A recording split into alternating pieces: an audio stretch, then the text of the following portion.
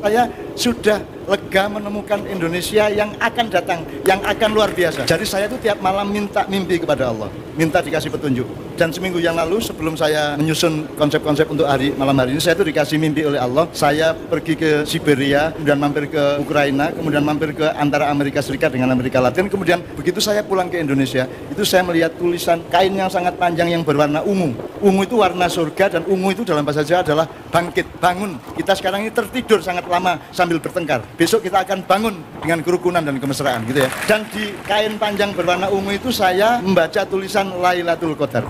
Sehingga saya khusnudon, bukan ngeramal. Saya khusnudon, saya berpikir positif bahwa insya Allah tahun ini adalah tahun di mana Allah ngasih Lailatul Qadar kepada bangsa Indonesia. Saya sangat mantap malam ini karena kita memang wajib jadi orang Indonesia, bukan kebetulan. Kita ditakdirkan, diwajibkan untuk membela Indonesia, membangun Indonesia, mewangikan Indonesia. Itu adalah takdir dan kewajiban. Itu amanah dan perintah Allah. Jadi ini kita di sini perintah Allah. Jangan dibilang nggak syar'i. Syar'i banget ini. Ini syar'i karena itu syariat Allah. Syariat Allah itu artinya aturan Allah. Baik yang menyangkut orang sholat, ibadah mahdoh, maupun alam semesta, sungai, ekosistem, dan seterusnya. Indonesia kan negara yang paling subur, makmur, luar biasa.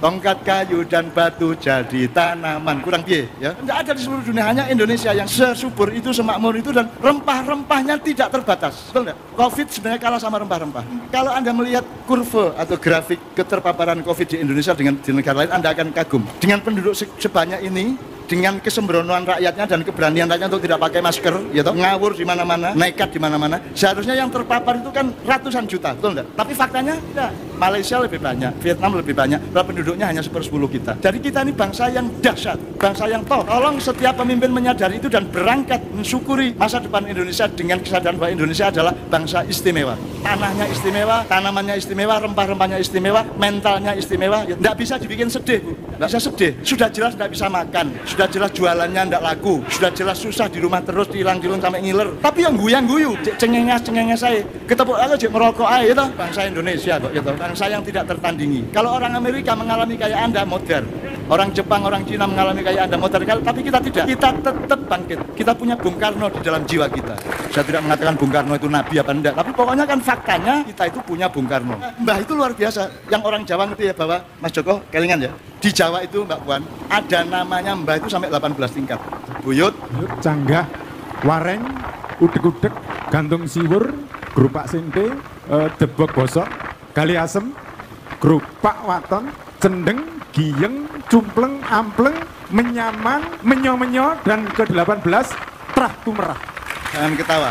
Kalau sebuah bangsa memiliki kesadaran sejarah sampai 18 tingkat, Bung Karno mengatakan jas merah. Dan kita ingat sejak itu sampai 18 generasi. Betul enggak? Wahai Amerika, wahai Rusia, wahai semua negara-negara yang merasa kuat dan adik kuasa, jangan pikir kalian benar-benar berkuasa, karena kami adalah bangsa dengan peradaban yang punya skala waktu 18 generasi. Sehingga ilmu kita, manajemen kita akan jauh melebihi kalian semua. Cuman masalahnya sekarang belum tepat presidennya, gitu aja. Jangan marah. Saya tidak mengatakan salah loh ya. Saya tidak mengatakan salah atau jelek, enggak, belum tepat. Kalau bahasa Jawa itu ada bener, Mbak Puan, ada pener. Itu sudah bener, tapi belum bener gitu. Jadi itu mohon maaf ya, saya bukan mengkritik, tapi memang saya itu penasaran dengan kebesaran Indonesia yang tidak bisa kita wujudkan. Dan aku ingin besok pagi setelah sebelum dan sesudah 2024 kita akan mengalami revolusi besar dari dalam diri kita. Bukan revolusi untuk menjatuhkan presiden dan penguasa, revolusi yang akan dipimpin oleh presiden dan para sesepuh lainnya. Mereka yang akan memimpin kesadaran baru, mereka yang akan memimpin melungsungi yang baru, mereka yang akan memimpin kelahiran kembali bangsa Indonesia. Dan itu akan terjadi siklus itu. Saya tidak meramal, tapi akan terjadi siklus itu. Akan kabul doamu malam hari ini. Di Ma'iyah kita terangkan semua peta titik-titik ilmu dengan proporsinya masing-masing. Kita harus lengkap. Saya sama Bu Mega dipermusuhkan. Bu Mega tidak sedikit pun terpengaruh, dan Bu Mega tetap meminta saya datang ke sini. Sekarang dipertemukan dengan putrinya. Tapi kita bahagia malam ini. Kita optimis untuk Indonesia masa depan. Ya, Anda adalah generasi emas. Anda adalah orang yang dijadikan oleh Allah, oleh Tuhan untuk mewarisi kekuatannya demi masa depan bersama. Wa nuridu an namunna 'alal ladzina stud'ifu fil ard wa naj'aluhum a'immah wa naj'aluhumul warithun. Aku berjanji, kata Allah, kepada semua hamba-hambaku di muka bumi yang diinjak-injak, yang dilemahkan. Dia akan aku warisi kekuatanku dan akan aku jadikan pemimpin di masa yang akan datang. Kalau gitu kalimatnya gini, semua pihak, semua golongan, semua parpol, semua ormas, semua kelompok saling mengayomi satu sama lain. Itu aja, kok repot gitu. Itu aja kok repot, kata Gus Dur. Cuman saya nggak Terus kangen kayak ya. Gus, pokoknya sampean jadi presiden nanti jangan berhubungan lagi dengan Nyai Roro Kidul. Anda Nyai Roro Kidul itu ada 2 bersaudara, satu Nawang Wulan itu Nyi Kanjeng Ratu Kidul. Terus ada adiknya namanya Nawang Seh itu Nyi Roro Kidul. Jadi Anda selama itu salah kaprah.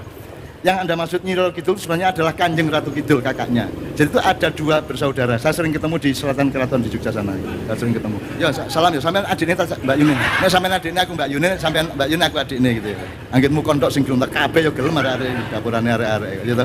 Gitu sekalian, itu semua saya pelajari loh teman sekalian. Semua Bu, Mbak Pian, semua saya pelajari. Sekarang ini saya sedang bikin drama judulnya Reriungan. Reriungan itu artinya judulnya melungsungi. Melungsungi itu Bu, lahir kembali. Kalau ular ganti kulit, kalau lobster udang ganti ragangan, kalau ulat jadi kepompong jadi kupu-kupu. Kalau Garuda umur 40 tahun, Garuda akan mencakarkan cakarnya di batu-batu padas di gunung sampai tanggal. Paruhnya ditotol-totolkan di batu-batu padas sampai tanggal. Bulunya dibikin rontok. Kemudian di antara 10 Garuda akan ada 3-4 yang lahir kembali, bulu-bulunya tumbuh kembali paruh dan cakarnya.